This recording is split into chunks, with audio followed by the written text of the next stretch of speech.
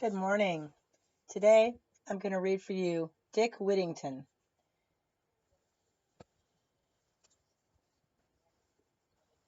and it is doesn't say by its who, illustrated by Kathy Gary McCord.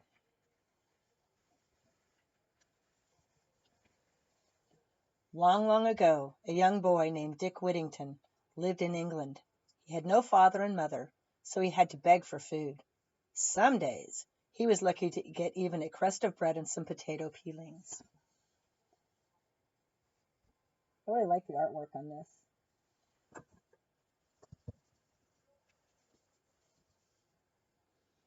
Dick always listened when people spoke, so he had heard many strange stories about the wonderful city of London. In London, people sang all day long, and the streets were paved with gold. One day, Dick heard a wagoner say that he was heading for London, so the boy decided that he would also go. It was a long journey, and Dick was tired when he finally reached the city, but he ran off at once to find the streets that were paved with gold. By nightfall, he had found nothing but dirt and common paving stones. Exhausted, he fell asleep in a dark corner. When he awoke, it was morning, and he was very hungry. He asked everyone he met if they would give him some money for something to eat, but he got very little, and soon he grew weak.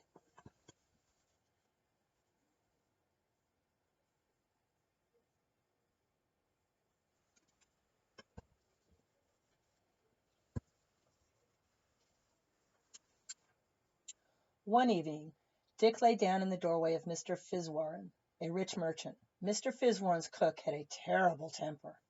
When she saw Dick, she cried, "Be off with you, or I will douse you with dishwater." At that very moment, Mr. Fitzwarren arrived. He ordered the servants to take Dick inside and give him a good meal, and when the boy was strong enough, he was given a job in the kitchen.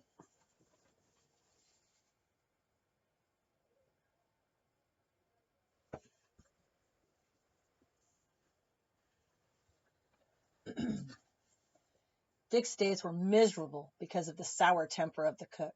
She scolded and mocked him. When she was not basting the meats, she picked up a broom and basted poor Dick about the head and shoulders. At last, someone reported the cook's behavior to Miss Alice, Mr. Fitzwarren's daughter. Miss Alice said that the cook would have to go if she could not be kinder to the boy.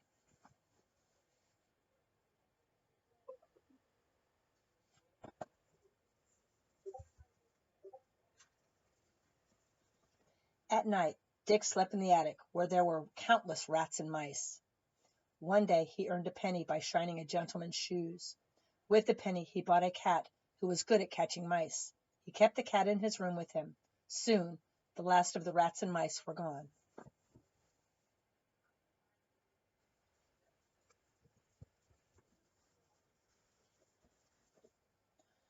Now, whenever one of Mr. Fitzwarren's trading ships was ready to sail, he called his servants into the parlor. It was his practice to have every servant send something to trade. Whatever they received in return was theirs to keep. Of course, Dick had nothing to trade except his cat, so the master said, "Then you shall send your cat."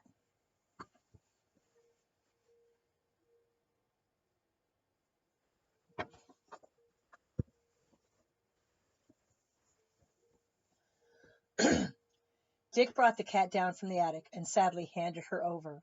Everyone laughed at such a strange trading venture, but Dick had nothing to laugh about. He knew that now he would be troubled by rats and mice again.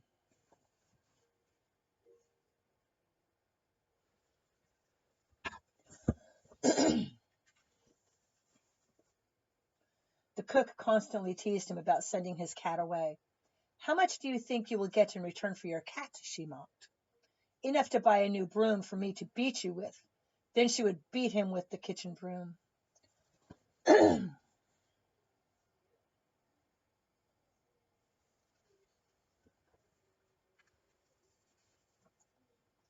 Finally, Dick could stand it no longer. He made up his mind to run away. It did not take long to pack what little he had. He started out very early one morning and walked all the way to Holloway, where he sat down on a stone to rest. He wondered which road he should take. Then he heard the bells of Bow Church ringing, and they seemed to say, "Turn again, Whittington, Thrice Lord Mayor of London. My, thought Dick. If I will some day be Lord Mayor of London, then I can put up with anything the cook dishes out. And he turned and headed back to London. He managed to sneak inside and got to work before the cook came into the kitchen.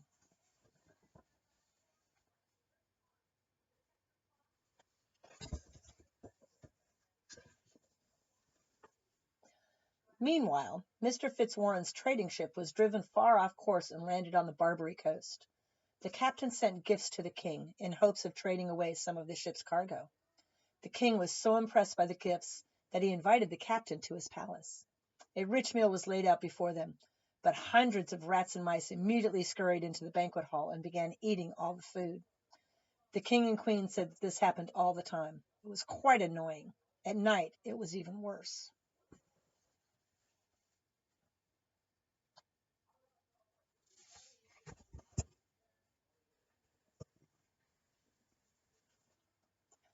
At once the captain thought of Dick Whittington's cat. "I have on board my ship a creature that could rid your land of these pests," he said. "Then bring this remarkable creature to me," replied the king. "In return I will load your ship with gold and precious jewels." So the captain went to fetch the cat. While he was gone, another feast was prepared and set out. By the time the captain returned with the cat, the banquet hall was again filled with rats and mice. The cat went right to work. In a few moments the cat had caught nearly all the pests. The few who remained to escape fled to their holes in terror.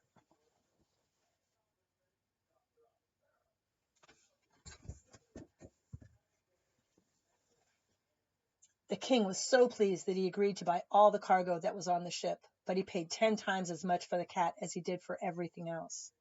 When the captain returned to England, he told Mr. Fitzwarren all that had happened. He told him about selling all the cargo that had been on the ship. He told him about the fortune that had been paid for Dick Whittington's cat. Then Mr. Fitzwarren said, "Go fetch the lad, and do not err. Be certain that you call him, sir."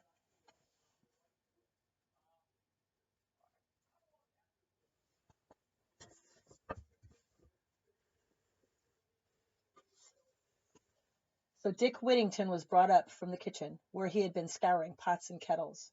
Mr. Fitzwarren ordered a chair brought for him, so that he might be as comfortable as possible. At first Dick thought they were making fun of him. He asked them to let him go back to his work in the kitchen. But then he was told that his cat had been sold to the King of Barbary, and he was now a rich young man. "Mr. Whittington," said Mr. Fitzwarren, "you are now even more wealthy than I. May you long enjoy your riches."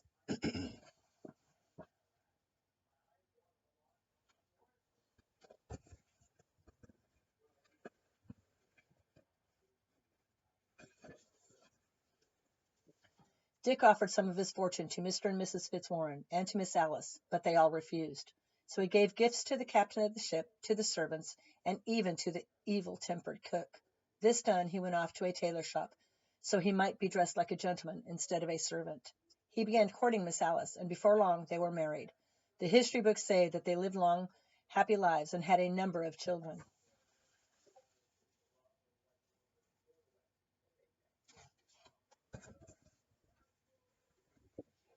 Richard Whittington went on to become the Sheriff of London. He even received the great honor of knighthood from the king. And just as the bells of Bow had foretold many years before, he was elected 3 times as Lord Mayor of London.